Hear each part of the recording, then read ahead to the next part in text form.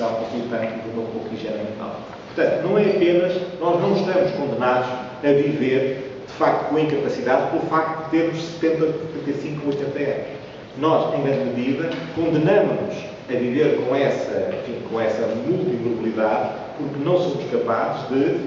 antecipadamente, isto é, a partir da meia-idade aproximadamente, cuidar de nós próprios, também do seu ponto de vista físico e do seu ponto de vista mental, no sentido de prevenir algumas situações que vão depois degenerar em doenças que resultam em incapacidade. Portanto, esta é uma questão também de responsabilidade pessoal. Não é? E reparem que hoje nós, de facto, quando pensamos na saúde, nós ainda pensamos muito na saúde sob o ponto de vista curativo. Digamos, o paradigma da saúde curativa foi um paradigma triunfante nos anos 70, nos anos 60, 70, 80, quando descobriram os antibióticos, os raios-x, quando descobriram os taques, enfim, quando descobriram uma parafernália tecnológica que nos fez acreditar que verdadeiramente nós podíamos fazer o que quiséssemos na nossa vida, que existe, sob o ponto de vista físico e sob o ponto de vista mental, que algum medicamento, algum médico, ou no limite algum curandeiro, nos iria, digamos, tratar da saúde quando fosse necessário.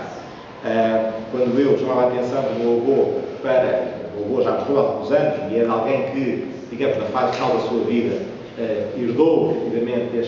este triunfo da medicina curativa. Quando eu dizia ao meu avô que era preferível ele não comer tantos doces porque isso poderia provocar diabetes, ele respondia imediatamente: ao filho, para isso é que eu tomo a pastilha de manhã.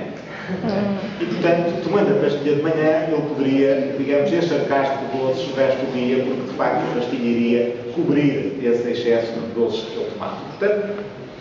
hoje, o paradigma da medicina triunfante, de facto, da medicina curativa, enfim, que foi triunfante nos anos 60 e 70, tem sido, e se pensarem nisso, enfim, muitos dos que estão nesta sala já foram alvo deste novo paradigma, que é o paradigma da saúde comportamental, em que nós optamos por prevenir, por existir na prevenção, não é? E, portanto, alguns dos que estão aqui nesta sala já foram bombardeados com medidas preventivas, desde o berço, desde a escola primária, desde a jardim de infância, desde, digamos, o sistema educativo e de inserção social, de socialização, que nos chamou a atenção para esta questão. Infelizmente, não tem sido suficiente, enfim, porque nós continuamos com incidência de doenças, mesmo na população adulta, onde seria de esperar já uma redução de determinado tipo de doenças, e ainda mais, de facto, na população mais velha, que tem sido muito, digamos, tem sido muito remitente a este paradigma da prevenção e do evitamento de doenças por alteração dos comportamentos. É sempre mais fácil tomar a pastilha do que mudar comportamentos. Finalmente, em relação a este aspecto, gostava de dizer que, no entanto, ter uma idade avançada não é sinónimo de doença. E esta é uma questão que me parece crucial. Se nós queremos, de facto, ser otimistas relativamente à demografia em Portugal, nós não podemos evitar ter o número de idosos que temos e não podemos evitar já ter o número de idosos que vamos ter nos próximos 10, 15 ou 20 anos. Isso significaria uma alteração da natalidade que só surte efeito uma geração depois, e, portanto, já não vai a tempo de ter efeito nos próximos 10 ou 20 anos. Acho que é fundamental nós, de facto, não associarmos imediatamente a idade avançada e a doença, que é, digamos assim, uma relação que nós fazemos muito frequentemente e muito perigosamente. Uma pessoa com 80 anos que sofre de doença de Alzheimer está doente. Uma pessoa com 80 anos continua a trabalhar e apenas tem dificuldade, por exemplo, em subir escadas, não está doente, apenas está a envelhecer. E esta, para mim, é uma separação crucial, porque não podemos, de facto, traduzir comportamentos que são característicos do processo de envelhecimento e que são, digamos, alterações irreversíveis no nosso modo de funcionar em doença. Porque quando nós o fazemos, estamos não só, digamos, a ser pouco rigorosos do ponto de vista científico, como estamos também a correr aqui o risco de sermos idadistas, ou seja, de estarmos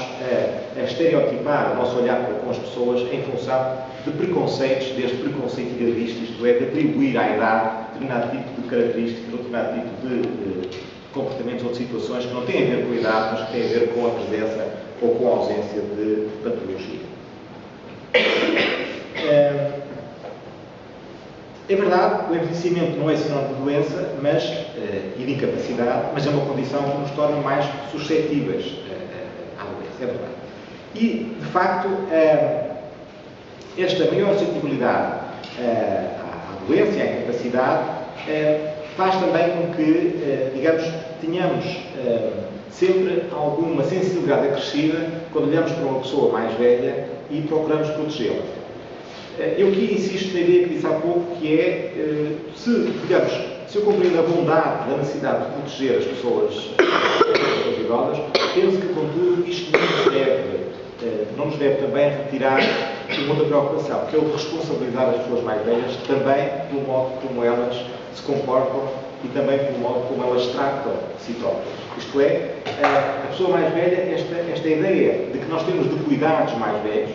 é uma ideia, a meu ver, hoje, digamos, que fica pela metade. A outra metade é que nós temos também de responsabilizar as pessoas mais velhas pela maneira como elas cuidam de si, pela maneira como elas não só não constituem, ou podem constituir, digamos assim, um menor, aqui sim, um menor peso para a sociedade, para os outros, no caso de adoecerem, mas também, digamos, tentar que elas sejam o mais possível participantes dessa mesma vida social. Ou seja, se quiserem, quando isto novamente é muito simples, se há de facto pessoas que nós temos que ajudar a passar a rua,